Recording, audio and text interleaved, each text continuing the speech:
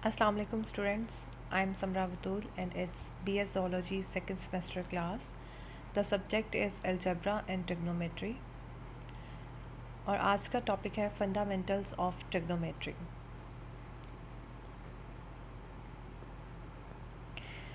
Fundamentals of trigonometry में कुछ definitions हैं, बिल्कुल बेसिक हैं, ये आपने याद करनी है। इंट्रोडक्शन क्या है ट्रिग्नोमेट्री वर्ड का? The word trigonometry has been derived from the Greek words three, tri यानी three, goni, angles and metron measurement. Literally it means measurement of triangle. Trigonometry word जो है इसका मीनिंग ही ये है, मेजरमेंट ऑफ ट्राइंगल। एंगल क्या है? Two rays with a common starting point from an angle form an angle. One of the rays of angle is called initial side and other as terminal side. दो race जिनका common point हो, एक यानी starting point जो है वो common हो, दो रेस मिलकर जो फॉर्म करती हैं उसे हम एंगल कहते हैं। एंगल की एक रे को इनिशियल साइड कहा जाता है और दूसरी रे को टर्मिनल साइड कहा जाता है। और जब हम एंगल को मेजर करते हैं तो उसकी इनिशियल साइड से टर्मिनल साइड तक मेजर करते हैं। नेक्स्ट एक सिस्टम है एंगल्स को मेजर करने का। एंगल्स को मेजर करने के एक्चुअली दो सिस्टम है, एक डिग्रीज़ एंड एक रेडियंस। डिग्रीज़ वाला जो सिस्टम है, डिग्री, मिनट एंड सेकंड, ये वही सिस्टम है जो हम लोग यूजुअली यूज़ करते हैं कैलकुलेटर से। अगर आपने किसी रेशो और एंगल की बात करनी है तो वो यूजुअली डिग्री ही को फॉलो करता है। हालांकि जो स्टैंडर्ड मेजरमेंट है एंगल की वो रेडियन है, लेकिन जब हम कैलकुलेटर यूज़ करते हैं तो हमें डिग्री में वैल्यूज़ देनी होती हैं। If the initial ray OA rotates in anti-clockwise direction in such a way that it coincides with itself, the angle then formed is said to be of 360 degree. One rotation anti-clockwise is equal to 360 degree. Half rotation anti-clockwise is equal to 180 degree is called a straight angle. पहली बात तो ये है कि angle को जब भी आपने मेजर करना है एंटी क्लॉकवाइज मेजर करना है। एंटी क्लॉकवाइज मतलब क्लॉक की रोटेशन, क्लॉक आपने कभी गौर करो तो क्लॉक इस तरह से इस साइड को मूव करता है, ऐसे ऐसे होती है ना रोटेशन उसमें। तो आपने इसको इस तरह से मेजर नहीं करना, बल्कि आपने इसको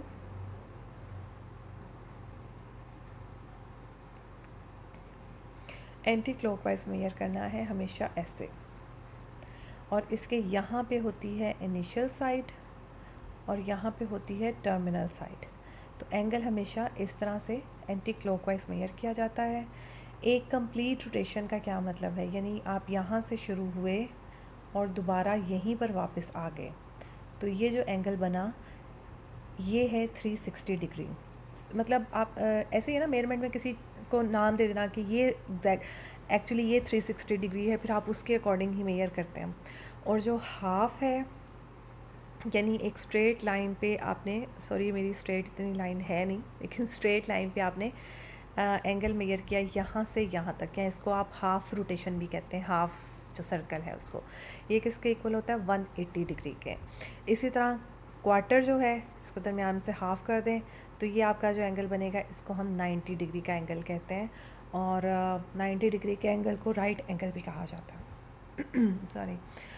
तो 1 degree is divided into 60 minutes, मतलब डिग्री से छोटा वाला जो है यूनिट वो मिनट्स है, मिनट से छोटे वाला यूनिट जो है वो सेकंड्स है, और इसके दरमियान 60 यूनिट्स का डिफरेंस आता है। Thus 1 rotation anti clockwise is equal to 360 degree, 1 degree is equal to 60 minutes and 1 minute is equal to 60 seconds. और ये नोटेशन आप लोग देख लें, डिग्री के लिए एक छोटा सा सर्कल है, हॉलो सर्कल है, मतलब उसके दरमियान में फिलिंग नहीं है। और सेकंड के लिए एक छोटी डैश, और मिनट्स के लिए सॉरी एक डैश है, और सेकंड्स के लिए 2 डैश है। और सर्कुलेटरी सिस्टम जो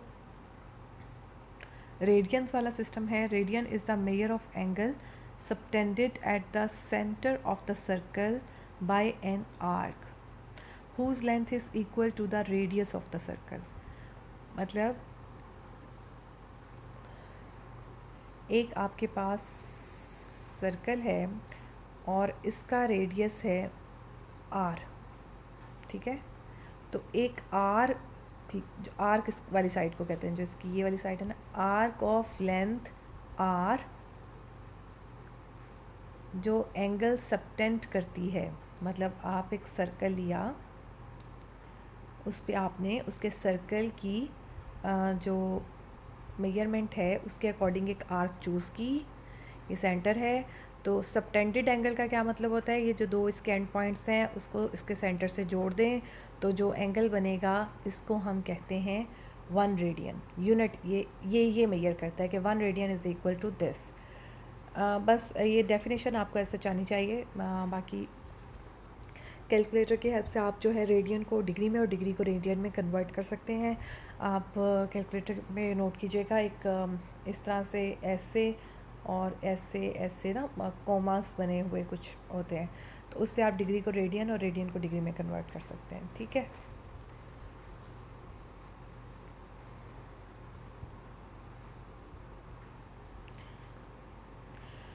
Now relation between the length of an arc of a circle and the circular measure of its central angle. Central angle जो उसके सेंटर को इन्वॉल्व करते हुए एंगल बनाती है, यानी आर्क से जो कोई भी आर्क है उसके एंड पॉइंट्स को सेंटर के साथ ज्वाइन कर देंगे तो जो एंगल बनता है, तो उनके दरमियान रिलेशन क्या है।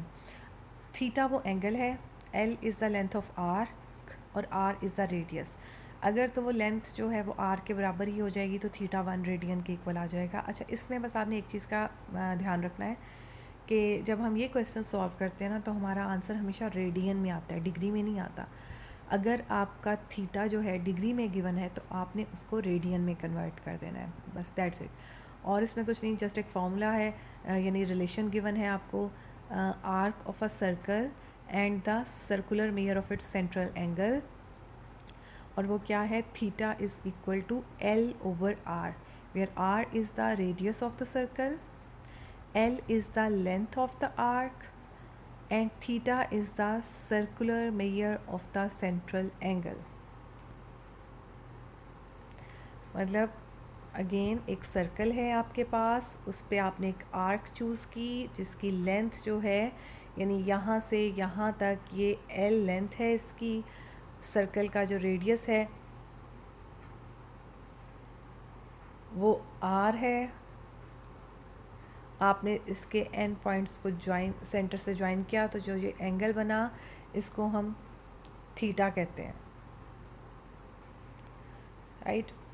तो रिलेशन क्या है, theta is equal to L over R, या हम कह सकते हैं L is equal to R theta.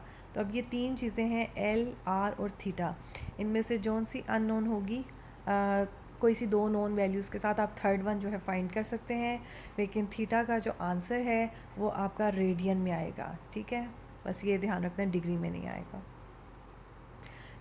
Degree और रेडियन जो दो सिस्टम है, मतलब जैसे आप फेमिलियर होंगे कि टेम्परेचर जब आप मेजर करते हो, एक फ़ारेनहाइट होता है और एक सेल्सियस होता है। अब जो एक नॉर्मल हेल्दी पर्सन है उसका टेम्परेचर कितना होता है, अगर हम एक सिस्टम से हम मेजर करते हैं तो 98.7 होता है फ़ारेनहाइट, और अगर हम दूसरे से मेजर करते हैं तो 33.7 होता है।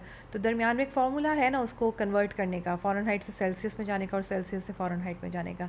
तो इस तरह ही डिग्री और रेडियन दो अलग अलग सिस्टम है और यूनिट सिस्टम है, और इसमें जो है एक दूसरे से कन्वर्जन पॉसिबल है। कन्वर्जन मैं आपको नहीं सिखाऊंगी, इतना डीप नहीं हम जाएंगे, क्योंकि आपके कैलकुलेटर्स में ये ऑप्शन है, आप उसे कन्वर्ट कर सकते हैं, ठीक है। अगर किसी क्वेश्चन में आपको इस तरह से कन्वर्ट करना पड़े तो आप उसे कैलकुलेटर की हेल्प से कर लीजिएगा।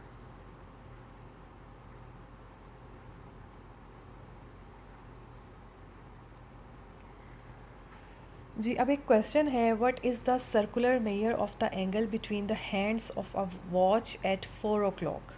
मतलब एक क्लॉक है आपके पास और उस पर 4 बजे हैं, तो क्लॉक के हैंड्स के दरमियान में एंगल क्या होगा। अब ये एक आपके पास क्लॉक है, 4 बजे का मतलब ये है कि यहाँ पर होता है 12 और 6, तो 1 2 3 4, ये मैं दोबारा बना देती हूँ बड़ा बड़ा करके, जी, यहाँ पर आ गया 12, यहाँ पर आ गया 6, यहाँ पर आ गया 3, यहाँ पर आ गया 9।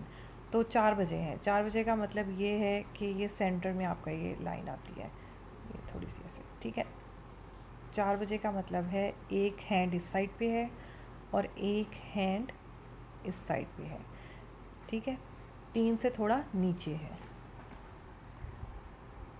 तो आपने ये जो हैंड्स हैं और ये वाली आर्क आपने कंसिडर, यानी हैंड्स को यहाँ तक एक्सटेंड कर दें, ये आर्क होगी, ये आपने मेजर करना है, राइट। तो at 4 o'clock the minute hand of the clock is at 12 while the hour hand of the clock is at 4. The total central angle described at the center of the circular what is 2 pi radians. Let theta be the angle between the hands of a watch at 4 o'clock as the arc from 12 to 4 is 1 over 3 of the whole arc, so the angle theta will be 1 over 3 of the total central angle, which is 2 pi. Theta is equal to 1 over 3 into 2 pi, यानी 2 pi over 3 radiance है। देखिए अभी मैंने आपको बताया ना कि 4 अब क्लॉक है और उस पर एक कंप्लीट सर्कल है। अब कंप्लीट सर्कल मैंने आपसे कहा था कि कंप्लीट एक रोटेशन जो है वो 360 डिग्री के इक्वल होती है, और रेडियन किसके इक्वल होती है? 2 पाई रेडियन की इक्वल होती है। 360 डिग्री और 2 पाई के, यानी रेडियन, और अगर हम डिग्री सिस्टम में आए तो pi is equal to 180 degree होता है, right. Pi is equal to 180 degree होता है। रेडियन के आंसर हमेशा आपके पाई की फॉर्म में आएंगे। अब ये वाला जो पाई है, ये अगर हम डिग्री में बात करें तो ये 180 डिग्री के इक्वल है, लेकिन ये एक्चुअली इसकी वही वैल्यू है 22/7 वाली, ठीक है। अगर हम रेडियन में बात करें तो 22/7 radian is equal to 180 degree, लेकिन हम ये 22/7 बहुत कम यूज़ करते हैं। जब हमने पॉइंट्स में आंसर निकालना हो, हम इसकी जगह हमेशा पाई ही का वर्ड यूज़ करते हैं। और जब आपके पास 2 पाई लिखा हुआ है, इसका मतलब ये रेडियन में एंगल है, लेकिन इसका मतलब है 360 डिग्री, क्योंकि जब आपने कैलकुलेटर यूज़ करना है तो आपने उसको 360 डिग्री ही बताना है। तो एक कंप्लीट रोटेशन होगी 360 डिग्री। 4 तक का मतलब क्या हुआ कि 3 इक्वल पार्ट्स बन गए ना इसके, एक हिस्सा ये, एक हिस्सा ये, एक हिस्सा ये। तो ये वाला ये जो आर्क है, ये कितना, सर्कल का कितना हिस्सा है? तीसरा हिस्सा। तो टोटल सर्कल का एंगल था 2 पाई, तो ये तीसरे हिस्से का एंगल क्या आ गया? 2 पाई ओवर 3। ये क्वेश्चन इतना समझना तो फिर भी थोड़ा मुश्किल है, सॉल्व करना बहुत आसान है और ये इम्पॉर्टेंट भी है।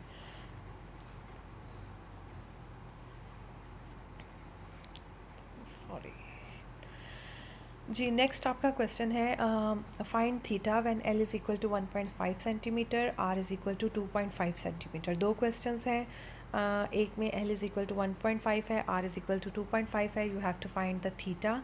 तो थीटा के लिए क्या फार्मूला था? Theta is equal to L over R. ये आपने फाइंड आउट कर लिया। Just put the values in the formula and calculate it with the help of calculator, right. 0.6 radian आपका आंसर आया, डिग्री नहीं आया, रेडियन आपका आंसर आया। L is equal to 3.2 and R is equal to 2। तो आपने थीटा फाइंड आउट करना है, you can easily find it. Next question है, उसमें L फाइंड करना है, where R and theta is given to you. दो पार्ट्स हैं, आप उसे सॉल्व कर लेंगे। Theta is equal to pi over theta, L is equal to R theta, तो 6 मल्टीप्लाई बाई पाई। अब ये देखें यहाँ पर क्लियरली पाई की वैल्यू क्या यूज़ की हुई है? 3.14159 मल्टीप्लाई बाई 6, और ये आपके पास आंसर आ गया, ठीक है। जब हमने ये पाई डिग्री रेडियन में यूज़ करना है तो हमने इसकी 22/7 वैल्यू यूज़ करनी है। अगर हम डिग्री में इसको यूज़ करते हैं तो हमने इसको 180 डिग्री कंसिडर करना है, राइट। इसी तरह ये 65 डिग्री और 20 मिनट्स है। तो आपने क्या करना है, एक ये कन्वर्ट किया हुआ है रेडियन में। अगर आपको ये फार्मूला नहीं आता, वैसे तो ये फार्मूला होता है कि अगर आपने डिग्री से रेडियन में जाना है तो पाई ओवर 180 से मल्टीप्लाई करना है, और अगर आपने रेडियन से डिग्री में जाना है तो 180 ओवर पाई से मल्टीप्लाई करना है, ठीक है। ये इसका फैक्टर है, ये अगर आपको नज़र आ रहा है तो ये, राइट, ये वाला पाई ओवर 180। तो आप इसकी हेल्प से इसको कर सकते हैं। तो लेकिन अगर आपको ये नहीं याद रहता या करना मुश्किल लग रहा है तो कैलकुलेटर की हेल्प से भी, कैलकुलेटर में भी ऑप्शन है, राइट। और L is equal to R theta आपने फाइंड आउट कर लिया। अगेन अगर R और L गिवन है, R आपने फाइंड करना है, where L and theta is given to you, तो you can easily find it. अब यहाँ पर थीटा 1/2 रेडियन गिवन है, ठीक है, तो ये तो रेडियन में है, लेकिन निचले क्वेश्चन में यहाँ पर आपके पास R क्या है 45 डिग्री। तो यहाँ पर अगर आपने इसको रेडियन में कन्वर्ट करना है तो एक तरीका तो ये है कि आप इसे π/180 से मल्टीप्लाई करेंगे, और दूसरा तरीका क्या है, आप इसे कैलकुलेटर की हेल्प से सॉल्व कर लेंगे।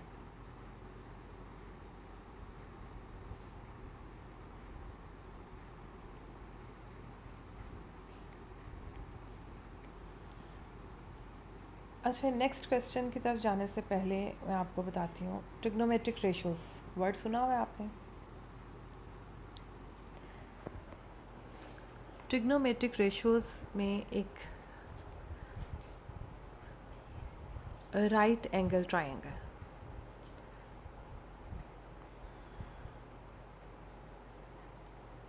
ठीक है, यानी राइट एंगल का क्या मतलब है, उसके एक साइड पे 90 डिग्री का एंगल है और दूसरी साइड पे 90 डिग्री से छोटे दो एंगल है, लेकिन हमने सिर्फ उसके सामने वाला एंगल कंसिडर करना है। ये जो सामने वाला एंगल है इसको हमने कहना है थीटा, और ये है 90 डिग्री। राइट एंगल ट्रायंगल में इस साइड को हम परपेंडिकुलर कहते हैं, इसको हम बेस कहते हैं, और इसको हम हाइपोटेन्यूज कहते हैं, राइट। अब ट्रिग्नोमेट्रिक रेशोज़ क्या हैं? ट्रिग्नोमेट्रिक रेशोज़, रेशो जैसे इसके नाम से ही पता चल रहा है, ट्रिग्नोमेट्री यानी ट्रायंगल की रेशोज़। तो इसमें एक स्पेसिफिक हम रेशो की ट्रायंगल की बात कर रहे हैं, right angle triangle. Right angle triangle यानी जिसका एक एंगल 90 डिग्री का हो और उसके सामने वाला एंगल, जिस साइड पे ये दो एंगल होंगे थीटा और 90 डिग्री, उसको हम कहेंगे बेस। परपेंडिकुलर जो 90 का एक आर्म है उसे हम कहेंगे परपेंडिकुलर, और जो दूसरी साइड है इसकी यानी परपेंडिकुलर के ऑपोजिट जो साइड है उसे हम हाइपोटेन्यूज कहते हैं। ट्रिग्नोमेट्रिक रेशोज़ क्या हैं? ट्रिग्नोमेट्रिक रेशोज़ हैं कोस थीटा। कोस थीटा क्या होती है? Base over hypotenuse. Sine theta, sine theta क्या होती है? Perpendicular over hypotenuse. और टेंजेंट थीटा, टेंजेंट थीटा क्या है? Perpendicular over base. अब आपने जो याद करना है, एक तो ये चीज़ आपको पता होनी चाहिए, जो होनी चाहिए कि ये सिर्फ राइट एंगल ट्रायंगल के लिए है, यानी अगर हम इन रेशोज़ की बात करें तो इसका मतलब हम ट्रायंगल, राइट एंगल ट्रायंगल को कंसिडर करें। एक चीज़ तो ये आपको पता होनी चाहिए। दूसरी ये क्लियर करना कि आपकी बेस और परपेंडिकुलर कौन सी साइड है, ये बहुत क्लियर ज़रूरी है। यानी बेस वो साइड है जिस पे जो भी आप एंगल तो ऊपर भी है, ऊपर भी एक एंगल बन रहा है ना, लेकिन जो एंगल आप कंसिडर कर रहे हैं, जिसको आप देख रहे हैं, जो आप लिख रहे हैं एंगल कि जी ये वाला, वो एंगल और 90 डिग्री का एंगल जिस साइड पे है वो साइड आपकी बी है, उसका परपेंडिकुलर का आर्म पी है, और एच उनके ऑपोजिट साइड है, हाइपोटेन्यूज। कोस थीटा किसके इक्वल है? बी ओवर एच के। साइन थीटा होता है परपेंडिकुलर ओवर एच के, और टेंजेंट थीटा होता है परपेंडिकुलर ओवर बेस के। तो ये आपने याद रखना है एक चीज़ तो ये। उसके अलावा कुछ और आइडेंटिटीज़ भी होती हैं। जी अभी आपने पढ़ा साइन थीटा, कोस थीटा और टेंजेंट थीटा, तीन ही रेशोज़ और हैं, और वो क्या है? इनके रेसिप्रोकल्स। साइन थीटा का रेसिप्रोकल होता है कोसेकेंट थीटा, और ये किसके इक्वल होता है? 1 ओवर साइन के। कोस थीटा का रेसिप्रोकल क्या होता है? सीकेंट थीटा, ऑब्वियसली ये 1 ओवर कोस के इक्वल है। टेंजेंट थीटा का रेसिप्रोकल क्या होता है? Cot theta.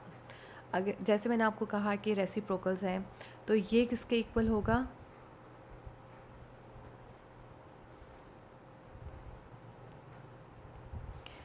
ये होगा साइन थीटा किसके इक्वल था? परपेंडिकुलर ओवर हाइपोटेन्यूज, तो ये एच ओवर पी के इक्वल होगा।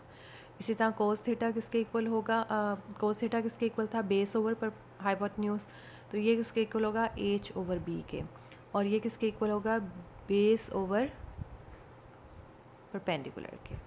तो ये हैं, ये इनकी रेसिप्रोकल रेशोज़ हैं। 3 याद करने की ज़रूरत होती है, लेकिन जब हम ट्रिग्नोमेट्रिक रेशोज़ की बात कर रहे हैं तो इसका मतलब है कि 3 और 3 6 रेशोज़ आपने फाइंड आउट करनी है। और दूसरी जो चीज़, एक चीज़ रह गई है टेंजेंट थीटा के बारे में बताना। टेंजेंट थीटा एक तो परपेंडिकुलर ओवर बेस के इक्वल होता है, दूसरा ये इसको हम sign theta over cos theta के इक्वल भी होता है।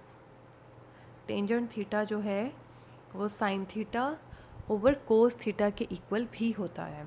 तो ये चीज़ें, ये रिज़ल्ट्स जो हैं ये आपने याद रखने हैं। अब हम आ जाते हैं अपने क्वेश्चन की तरफ।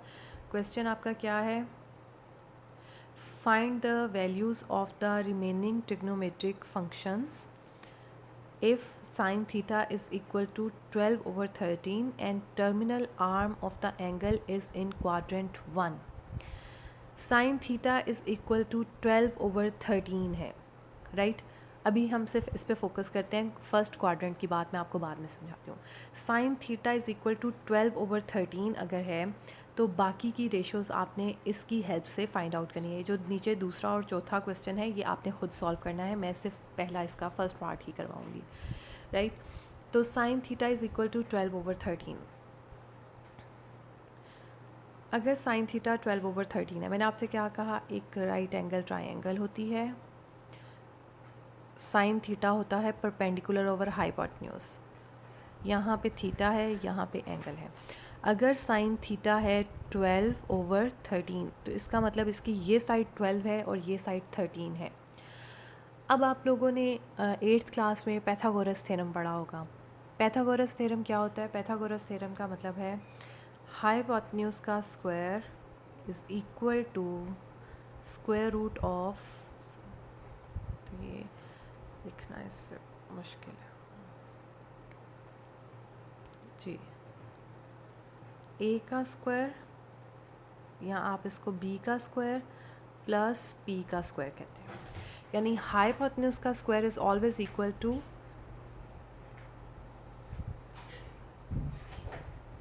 B square plus P square, right,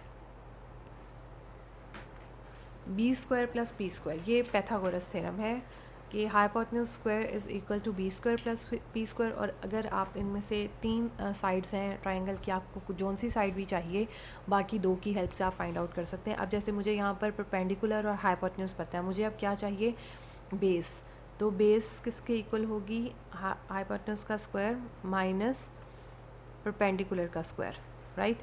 तो यहाँ पर क्या आएगा, 13 का स्क्वायर माइनस 12 का स्क्वायर। तो सबसे पहले तो ये फाइंड आउट करनी है मैंने, सबसे पहले ये फाइंड आउट करनी है, ये किसके इक्वल आ जाएगी, 169 minus 144 which is equal to 25। तो b आपका आ जाएगा square root of 25 which is equal to 5, right.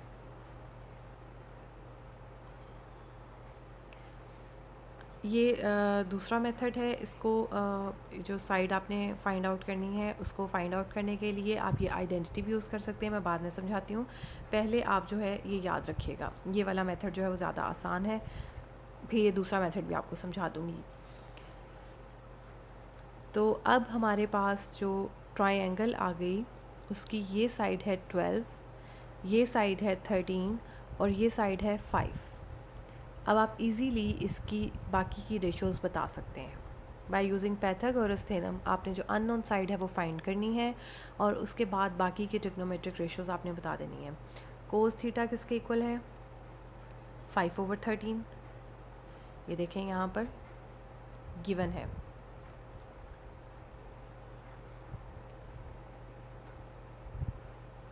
Cos theta is equal to 5 over 13, tangent theta is equal to 12 over 5, और इसकी reciprocal ratios, cosecant theta is equal to 13 over 12, secant theta is equal to 13 over 5 and cot theta is equal to 5 over 12, right. अच्छा, एक और identity है trigonometry की, ये तो आपने रेशियोज़ को अच्छी तरह से समझ लिया, इसको याद भी कर लेना है। राइट एंगल ट्रायंगल आपको पता होना चाहिए, बेस कौन सी है, परपेंडिकुलर कौन सी साइड है, हाइपोटेन्यूज कौन सी साइड है। फिर उसके बाद पाइथागोरस थ्योरम। अब एक और चीज़ जो हम लोग इसमें फ्रीक्वेंट यूज़ करेंगे क्वेश्चन सॉल्व करते हुए, वो है आइडेंटिटी, जिसे कहते हैं फंडामेंटल आइडेंटिटी। और वो क्या है, cos square theta plus sine square theta, यानी थीटा और थीटा इसमें सेम है, इज़ इक्वल टू 1।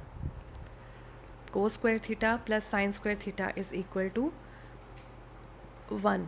और इसके अलावा एक और चीज़ मैंने जो आपको करवाई थी वो क्या थी,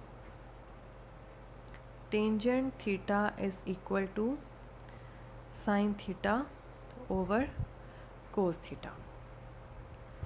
ये चीज़ें, अब ये जो आपकी फंडामेंटल आइडेंटिटी है, cos square theta plus sine square theta is equal to 1, इसकी हेल्प से हम कुछ और आइडेंटिटीज़ भी बना सकते हैं। मतलब एक तो आपके पास आ गई cos square theta plus sine square theta is equal to 1। आप इसके अलावा कह सकते हैं cos square theta is equal to 1 minus sine square theta, या sine square theta is equal to 1 minus cos square theta. और दूसरी इसी से ड्राइव हुई आइडेंटिटी है कि 1 plus tangent square theta is equal to secant square theta. ये क्या किया है, जस्ट इसको कोस स्क्वायर थीटा से डिवाइड करके आ गई। और तीसरी आइडेंटिटी क्या है, कोसीकेंट स्क्वायर थीटा प्लस, यानी हम इसको साइन स्क्वायर थीटा से डिवाइड कर रहे हैं, सो यहाँ पे आना है cot square theta plus 1 is equal to cosecant square theta.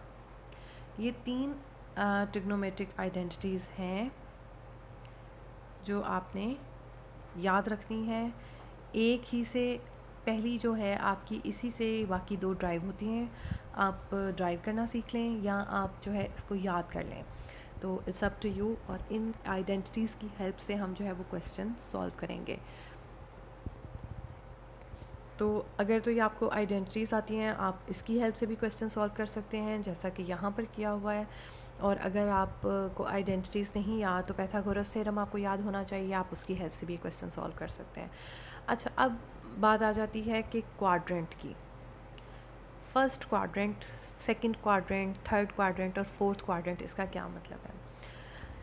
ये जो आपका पेज है, ये 2 डायमेंशन में, इसको हम ऐसे डिवाइड करते हैं 4 हिस्सों में। ये होता है फर्स्ट क्वाड्रेंट, ये होता है सेकंड क्वाड्रेंट, ये है थर्ड क्वाड्रेंट और ये है फोर्थ क्वाड्रेंट। फर्स्ट क्वाड्रेंट में आपके सारे एंगल्स जो रेशोज़ हैं, साइन, कोस, टेंजेंट, कोसीकेंट वगैरह, ये सारी पॉजिटिव होती हैं, ठीक है। सेकंड वाले में साइन नेगेटिव होता है, बाकी सारी पॉजिटिव होती हैं। थर्ड वाले में टेंजेंट नेगेटिव होता है, बाकी सारी पॉजिटिव होती हैं। और फोर्थ वाले में कोस नेगेटिव होता है, बाकी सारी पॉजिटिव होती हैं। तो क्वाड्रेंट जब आता है, मेंशन किया जाता है कि इस क्वाड्रेंट में आपने एंगल फाइंड करना है, तो जस्ट उससे आपने क्या करना है, साइन, एक नेगेटिव साइन डालना है। और वो ये आपने ख़ुद याद रखना है कि वो कौन से एंगल के साथ डलेगा। इसको हम लोग याद इस तरह से भी करा देते हैं, ASTC। फर्स्ट में ऑल पॉजिटिव, सेकंड में सिर्फ साइन नेगेटिव है, थर्ड में टेंजेंट और फोर्थ में कोस। तो ASTC।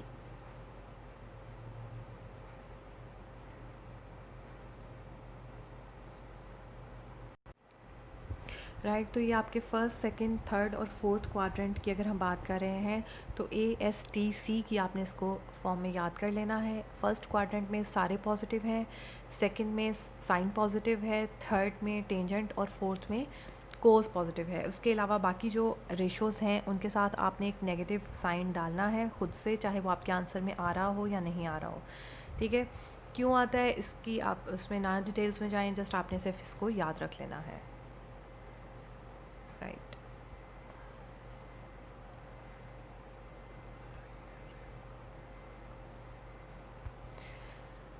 जी। अब कुछ रेशोज़ हम ज़ुबानी याद रखेंगे या कैलकुलेटर की हेल्प से अगर आप फाइंड करते हैं तो आप को पता होना चाहिए कि इनके क्या हैं वैल्यूज़, क्योंकि आगे क्वेश्चंस ऐसे आएंगे जिसमें हमें प्रूव करना पड़ेगा और हमें ये वैल्यूज़ यूज़ करनी पड़ेंगी। ये टेबल है आपके पास एक, इसको आपने एज इट इज़ याद करना है। नहीं भी याद करते तो मैं आपको बता दूंगी, हिंट्स दे दूंगी कि आप इसको कैसे याद कर सकते हैं। तो एंगल्स जो यूज़ होते हैं ज़्यादातर वो 0, 30 डिग्री, 45 डिग्री, 60 डिग्री और 90 डिग्री। इससे आगे भी 180 और वो भी यूज़ हो जाते हैं, 360 डिग्री भी, वो भी यहाँ लिख देती हूँ, यानी 180 डिग्री और 360 डिग्री। तो इनके बारे में बाद में बताती हूँ क्योंकि ऊपर से एक ये कम हो रही है। तो 180 डिग्री और 360 डिग्री। अब साइन थीटा, साइन ज़ीरो किसके इक्वल होता है? कैलकुलेटर से भी आप साइन ज़ीरो फाइंड आउट कर सकते हैं, उसका आंसर आएगा 0। साइन 30 डिग्री किसके इक्वल होता है? 1/2 के। आप कैलकुलेटर की हेल्प से करेंगे तो वहाँ पर आंसर आएगा 0.5, तो आपको पता चल जाएगा 1/2 होता है। साइन 45 किसके इक्वल होता है? साइन 45 होता है 1/√2 के। ये 0.45 समथिंग कुछ होता है। तो आप एक दो दफ़ा ये क्वेश्चन सॉल्व करेंगे तो फिर आपको याद हो जाएगा कि अगर ये वैल्यू है इसका मतलब 1/√2 है, क्योंकि आप ये देखिएगा ये यही वैल्यूज़ रिपीट हो रही हैं यहाँ पर। 1/√2, साइन 60 डिग्री √3/2, साइन 90 डिग्री 1 के इक्वल होता है। अब कोस में क्या हो जाएगा? ये उल्टा हो जाएगा। कोस 0 1 के इक्वल है, कोस 30 √3/2 के इक्वल है, कोस 45 सेम ही रहेगा क्योंकि दरमियान में आ गया। इसी तरह कोस 60 1/2 और 0। अभी आप सिमेट्री देख लें कि साइन की जो वैल्यूज़ हैं कोस की उसके उल्टा हो जाती हैं। अगर साइन 0 0 है तो कोस 0 1 होगा, एंड सो ऑन। और ये √3/2 का आंसर आता है 1.732 समथिंग। तो वो उससे आपको आइडिया हो जाएगा कि ये अगर आप को भूल जाता है कि क्या वैल्यू है तो आप कैलकुलेटर की हेल्प से जब लेंगे तो आप या फाइंड कर सकते हैं। या इसको याद करने का एक तरीका ये होता है, मैंने सिर्फ एक वैल्यू याद की हुई है, कोस 60 डिग्री इज़ इक्वल टू 1/2। अगर कोस 60 1/2 है,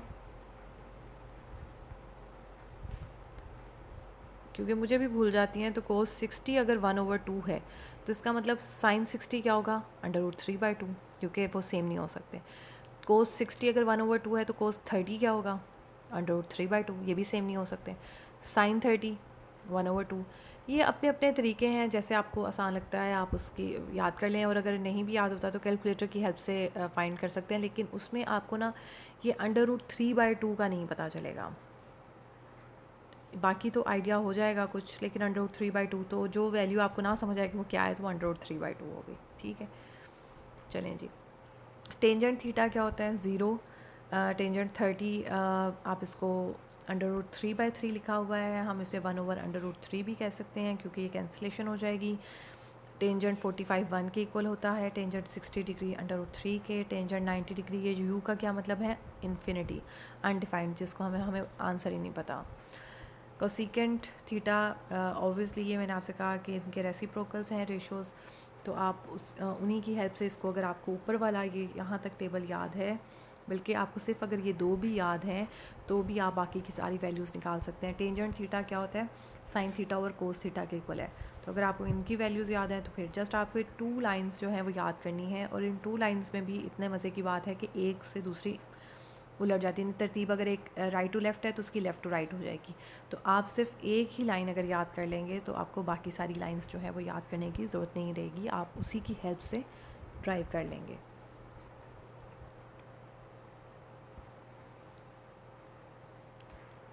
जी, टाइम भी आपका हो गया है ज़्यादा लेक्चर का। एक क्वेश्चन और कर लेते हैं हम लोग।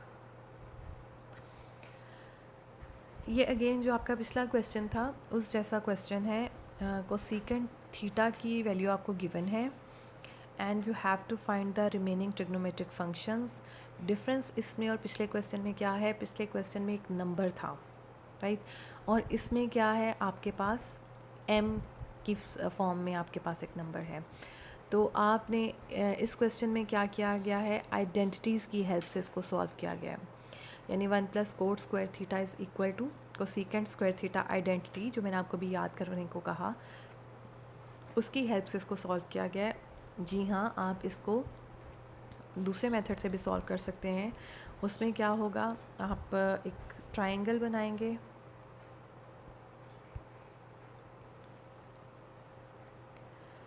Cosecant theta. कोसेकेंट थीटा का क्या मतलब है? कोसेकेंट थीटा का मतलब है, कोसेकेंट थीटा किसका उलट होता है? साइन थीटा का। साइन थीटा होता है परपेंडिकुलर ओवर हाइपोटेन्यूज। तो ये क्या हुआ? Hypotenuse over perpendicular. तो ये वाली साइड आपकी m² + 1 होगी और ये साइड आपकी 2m होगी, राइट। अब ये थर्ड साइड जो है वो आप फार्मूले की हेल्प से फाइंड आउट कर लेंगे। फार्मूला क्या था? इसका स्क्वायर माइनस इसका स्क्वायर, तो m² + 1। अब यहाँ पर ये जो आपके सारे पुराने आपने जो याद किए हैं फार्मूले, वो सारे यूज़ होंगे, और अगर आपने नहीं याद किए तो उनको याद कर लें हम, उसके बगैर नहीं आपका काम होगा। तो m4 + 2m² + 1 + 4m², ये आपके पास आ गया और इसको आपने सॉल्व कर लेना है तो आ जाएगा आपके पास। इस मेथड से भी आप कर सकते हैं। सिर्फ कहने का मकसद ये है, यहाँ आप ये जो आइडेंटिटीज़ यूज़ हुई हैं इसकी हेल्प से भी आप इसको सॉल्व कर सकते हैं। तो ये आइडेंटिटी थी 1 + cot² थीटा = cosecant² थीटा। तो cot² थीटा किसके इक्वल आ गया? cosecant² थीटा -1 के।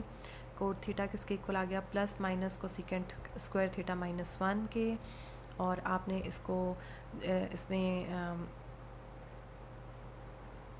वैल्यूज़ पुट की, cosecant² थीटा की जगह उसकी वैल्यू पुट की, LCM लिया, इसको सॉल्व किया और ये देखें जी आपके पास आंसर आ गया। तो ये m4 - 2m² + 1 किसकी एक्सपेंशन है? m² - 1 का होल स्क्वायर की, और ये इसके इक्वल आ गया। और ये स्क्वायर रूट जब ख़त्म किया आपने तो स्क्वायर कैंसिल हो गए। कोट थीटा आपका इसके इक्वल आ गया m² - 1 के। अगर आप इसको आइडेंटिटी ट्रायंगल की हेल्प से सॉल्व करते तो आपकी जो बेस वाली साइड है वो m² - 1 आ जाती, राइट। तो उस तरह से भी आप रेशोज़ लिख सकते थे। अब आपने एक रेशो फाइंड कर ली, आप इसी की हेल्प से बाकी की रेशोज़ भी फाइंड कर सकते हैं। साइन थीटा क्या होगा? 2m/m² + 1। कोसेकेंट थीटा गिवन था, उससे आप साइन थीटा फाइंड कर लिया। कोट थीटा फाइंड किया, उसकी हेल्प से आप टेंजेंट थीटा फाइंड कर लेंगे। अब रह गया आपका सिर्फ कोस थीटा। तो कोस थीटा किसके इक्वल आ जाएगा? Base over hypotenuse, m² - 1/m² + 1। That's it. तो ये अब आप पे है कि आप कौन सा जो आपने अच्छी तरह से जिसकी प्रैक्टिस की हुई है और ये फर्स्ट क्वाड्रेंट में ही है इसलिए इसके सबके साथ प्लस ही आया। अगर ये सेकंड क्वाड्रेंट में होता है तो साइन और उसका रेसिप्रोकल जो है कोसेकेंट वो पॉजिटिव होता है, बाकी सारे क्या होता है? नेगेटिव हो जाते हैं, राइट। और अगर फोर्थ क्वाड्रेंट में होता है तो कोस और सीकेंट पॉजिटिव होता है और बाकी सारे नेगेटिव हो जाते हैं। बस दैट्स इट, आपने माइनस का साइन उनके साथ डालना है। तो ये था आज का लेक्चर, ट्रिग्नोमेट्री का फर्स्ट लेक्चर। ट्रिग्नोमेट्री पे ही एक सेकंड लेक्चर भी होगा और उसके बाद आपका ट्रिग्नोमेट्री ख़त्म हो जाएगा। फिर आपके सिर्फ 2 टॉपिक्स हैं, बाइनोमियल थ्योरम और मैथमेटिकल इंडक्शन। उस पर हम एक लेक्चर देंगे इंशाल्लाह और लेकिन ये है कि वो भी टॉपिक इम्पॉर्टेंट ही है, ऐसा नहीं है, आपका हर टॉपिक इम्पॉर्टेंट ही है और आपने इसकी अच्छे से प्रैक्टिस करनी है। Okay, thank you so much. अल्लाह हाफ़िज़।